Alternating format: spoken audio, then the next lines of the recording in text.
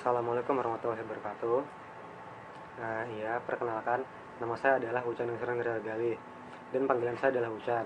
Nah, saya merupakan seorang mahasiswa Universitas Erlangga jurusan S1 Teknik Biomedik yang sedang menempuh tahun terakhir.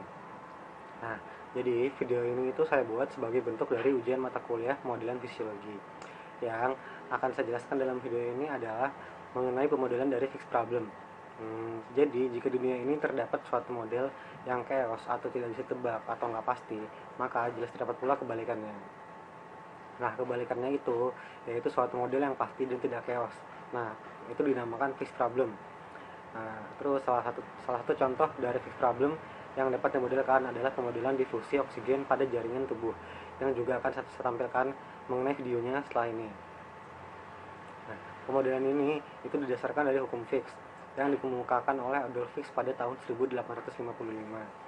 Sudah terdapat beberapa penelitian mengenai pemodelan difusi oksigen, dan salah satunya adalah penelitian yang dilakukan oleh Yulianti pada tahun 2009.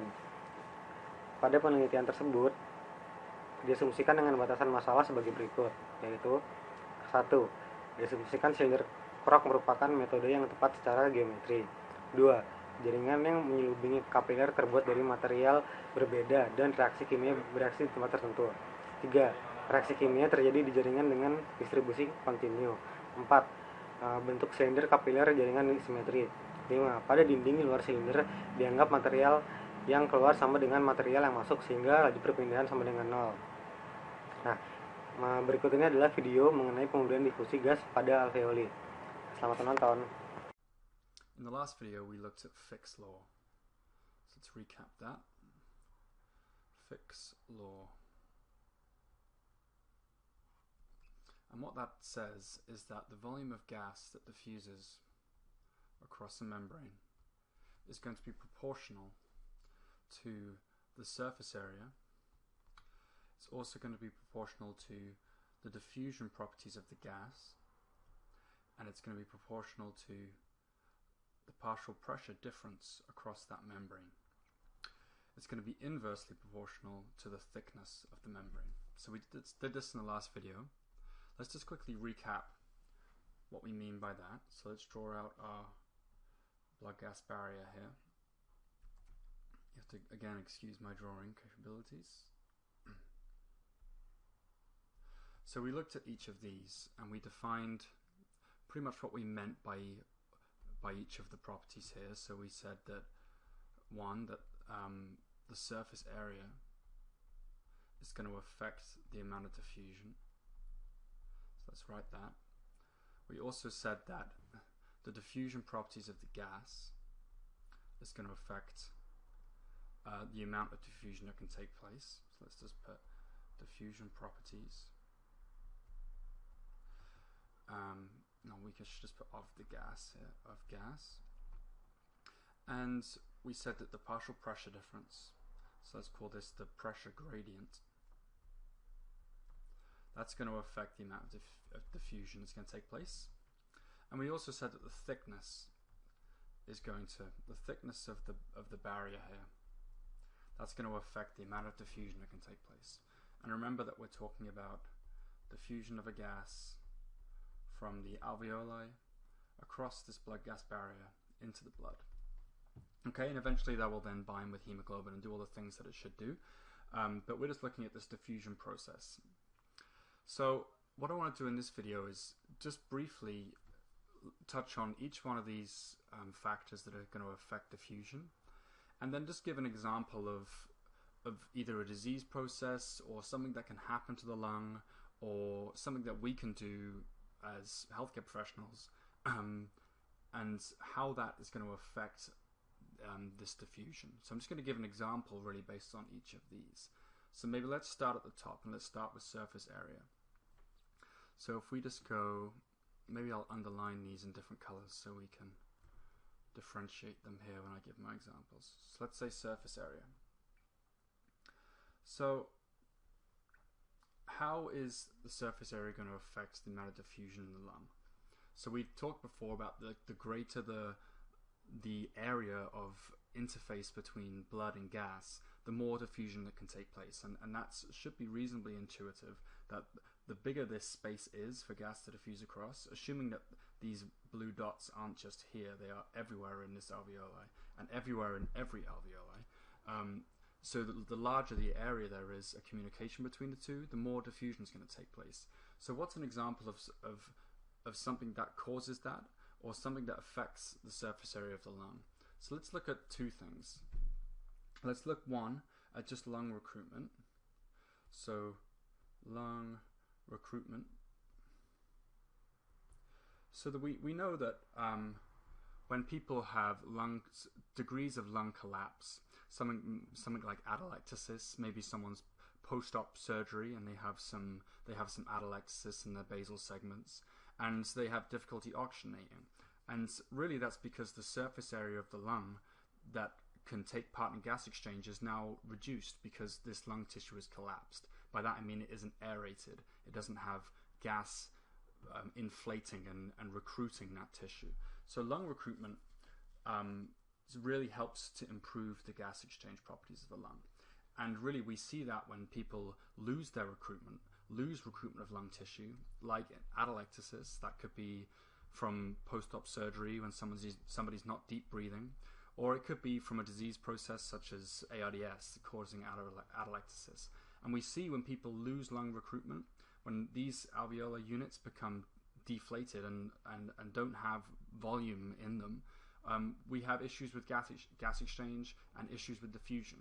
Okay. A second example might be something like, actually let's just put maybe our post-op, or someone with ARDS. And obviously there's lots of examples of where lung recruitment is going to affect gas exchange, but these are just two that you might see. And secondly, let's think of a disease state like emphysema. I'm just going to test my spelling abilities now. Emphysema. One of the components of COPD, chronic obstructive pulmonary disease. And with emphysema, as people get parenchymal damage, and what we mean by parenchyma is like the lung tissue itself, so not the airways, not the bronchioles or the bronchus or any of those sort of main conducting airways. We're talking about the lung tissue itself when we talk about parenchymal issues.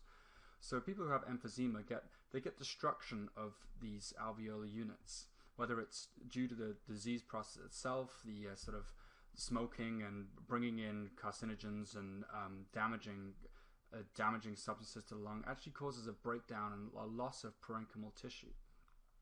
So that's why people, COPD patients often have this sort of what we call loss of radial traction, which means that if we had, we're diverting a little bit here, but let's say we had another alveolar unit here, and there's some sort of traction between these units, and let's say we had another one over here. There's traction between the units, so that as the lung inflates, these help to pull each other open. So in emphysema, a component of COPD, people can get a breakdown of sort of the collagen fibers in the lungs and all the elastin and collagen and sort of the properties and the fibers in the lung which help keep the lung elastic and keep it that recoil. So they lose that, and consequently they lose lung volume. They lose gas exchange volume, and it's one that we often overlook because we think of people with COPD having big, large lungs, which they do because they become hyperinflated as a result of their disease process. But actually, their available surface area for gas exchange gets reduced because of the destruction of the lung tissue. So emphysema causes a destruction of lung tissue. Decrease parenchyma. Again, spelling challenge here for me. Parenchyma, which causes a decreased surface area available for gas exchange. Okay, let's go to give a quick example of the next one of our diffusion properties of the gas. Oh, excuse my phone there. I'll put that on silent. Let's have a little look at diffusion properties of the gas. In the first video that we touched on and defined this formula and touched on all these things, I gave the example of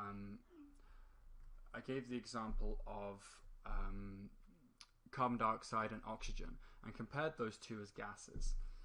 So let's compare CO2 versus oxygen. And we said, if we remember that the diffusion properties here are inversely proportional to the square root of the molecular weight and directly proportional to the gas's solubility. Okay, and this is our diffusion properties, or our, oh god, I'm making a lot of noise here, aren't I? I have to put every device I have next to me on silent now. So this diffusion property is the solubility of the gas is directly proportional to the solubility. So the more soluble a gas is, the faster it diffuses. But it's inversely proportional to the molecular weight of the gas, so how big the gas molecules are. So the bigger they are, the slower they're going to diffuse. So when we look at carbon dioxide and oxygen, these have very similar molecular weights. So to make that simplified, they're similar in size. So they're similar size. But CO2 is much more soluble. Carbon dioxide is more soluble. Okay, and it's much more soluble. So as a result, carbon dioxide diffuses around 20 times faster than oxygen. So therefore, diffuses 20 times faster. So that's just an example of how the diffusion properties of the gases themselves influence the overall volume of diffused gas.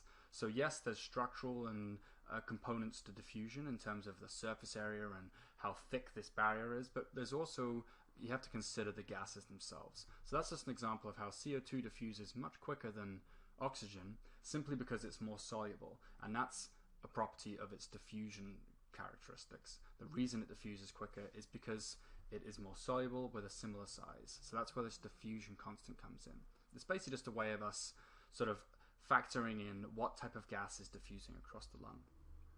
Okay, let's go to the next one, because really this next one here, pressure gradient, this is quite important, because this is really what we do when we give people oxygen, right? We said in the last couple of videos that the reason that gas diffuses across from the alveoli into the capillary is that the partial pressure of the gas in the alveoli is higher than it is in the capillary. And as these molecules don't like being near each other, they want to expand into free space, they diffuse across this membrane until they reach an equilibrium across here.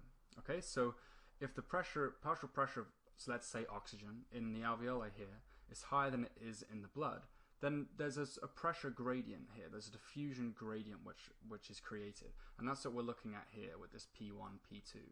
So if we increase the pressure here in the alveoli, with keeping this pressure in the blood reasonably constant, then the diffusion gradient gets steeper. And that's pretty much what we do when we give people oxygen, right? So let's put oxygen therapy. When we give people oxygen, let me just change so I've got the right color here. When we give people supplemental oxygen, remember there's oxygen in the air, so there's still going to be oxygen in the alveoli if someone's breathing air. But when we give people supplemental oxygen, what we're doing is increasing the concentration of oxygen. And what that does is it increases the partial pressure of oxygen in the alveoli. So I'll try and represent this by just drawing in more of these dots. And in reality, this isn't really a great way of describing it, because they'd obviously be very, very condensed in a gaseous state anyway. But this should give you a little bit of an idea of how this is a little bit more concentrated than, let's say this. Say this was our baseline here. Let's draw a little line between them to separate them. Let's say that we're looking at two situations here. We have, this might be somebody breathing just air. So let's say this is someone breathing air, which we know to be 21% oxygen. And let's say they needed a little bit more oxygen, so we put them here on maybe 50% oxygen. So they're breathing in 50% oxygen. So you can see how it's more concentrated in the alveoli now, which means that the partial pressure of oxygen in the alveoli is now higher. And that creates a steeper gradient. So that's why oxygen diffuses quicker across the barrier, which is why we give people supplemental oxygen. Okay, so giving people oxygen, this pressure gradient works by increasing what we call delta P, the difference. So we're really increasing the difference in P1 and P2. And by doing that, we create a steeper gradient, a much steeper gradient for the oxygen to travel down than here. Okay? So that's how we look at sort of how this pressure gradient influences our our diffusion. And this is really the basis of why we give people supplemental oxygen. Okay, let's look lastly just at this, at thickness, and how the thickness is going to influence the amount of diffusion across the barrier. So remember that we said there's a couple of videos back when we kind of went into the anatomy of the blood-gas barrier. We went through all of those structures, and we went through going from the alveoli and then across the sort of capillary endothelium and into the plasma, and we crossed over the red blood cell. We went through all of those, we broke down all of those steps, and we sort of tracked the pathway that an oxygen molecule has to go. And we said that whilst this barrier here is actually extremely thin, this barrier that separates the oxygen, separates the gas in the alveoli from the blood is actually extremely thin. However, it can become thickened.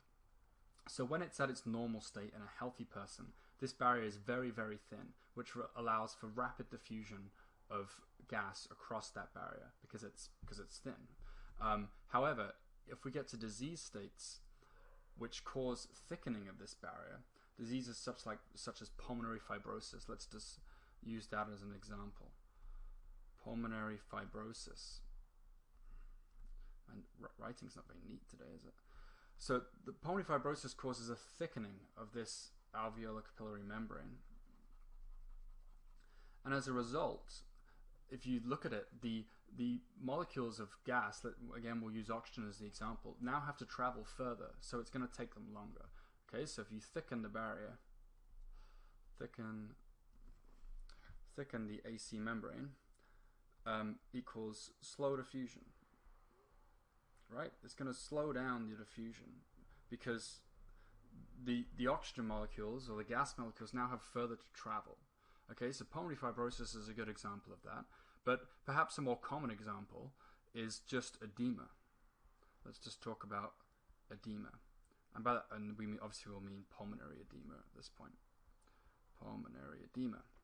So most of us may have heard or seen of pulmonary edema, and it's just a fluid buildup in the lung. And more fluid in the lung, and it goes into this interstitial space. Remember we talked about the interstitial space between the capillaries and the alveoli. And as pulmonary edema starts to accumulate, that engorges these interstitial spaces. So now again we have an increased distance. So that's probably the best way to view this, is an increased diffusion distance.